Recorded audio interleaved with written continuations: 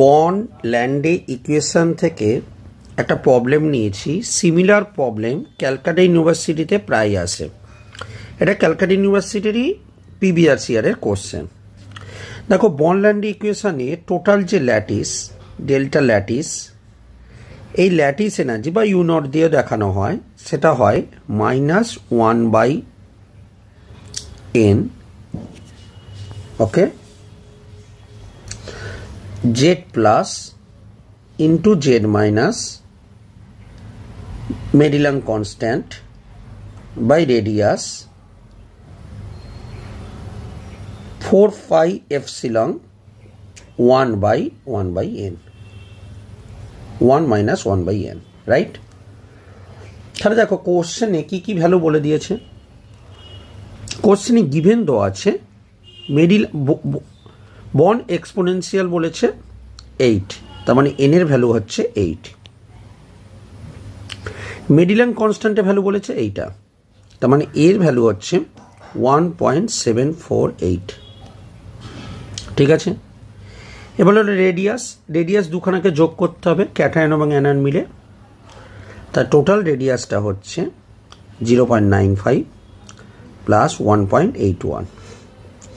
তাহলে এটা করলে কত হচ্ছে? 2.76 অ্যামস্ট্রং হচ্ছে। এটাকে আমি সেন্টিমিটার নিয়ে আসি, 10⁻⁻10 m। ক্লিয়ার?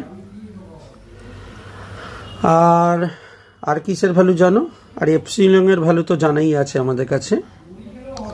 এপসিলন এর ভ্যালু হয় 8.85 into 10⁻⁻12 newton metre square c-2।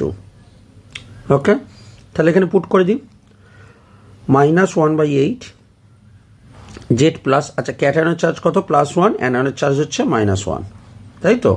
তাহলে 1 × 1, এটা মড থাকে, তাই তো? যাই ভ্যালু বেরোক না কেন এই পজিটিভ ভ্যালুটাই নেব। ওকে, আচ্ছা এ মেডিলান কনস্ট্যান্টের ভ্যালু বলেছে 1.748। আর রেডিয়াস কত? এত, 2.76 ইন্টু 10⁻⁻10। 4 পাইয়ের ভ্যালু 3.14। এপসিলনের ভ্যালু কত? এইটা 8.85 ইন্টু 10⁻⁻12। এটা হবে 1 minus 1/n। n এর ভ্যালু কত বলেছে? Bond exponent 8। ওকে, তাহলে এটা ক্যালকুলেট করে নাও। যেটা বেরোবে জুলে বেরোবে, তাকে 1000 দিয়ে ডিভাইডেড করলে কিলো জুল পাবো। তো 1000 দিয়ে ডিভাইডেড করলে এই ভ্যালুটা তুমি পাচ্ছ। ওকে, তাই আমাকে এখানে ফর্মুলাটা ভালো করে মনে রাখতে হবে। আমাদের প্রায় সময় কিন্তু ক্যালকাটা ইউনিভার্সিটিতে এমন ধরনের প্রবলেম দেয়। আশা করব পারবে প্রবলেমগুলো করতে। ধন্যবাদ।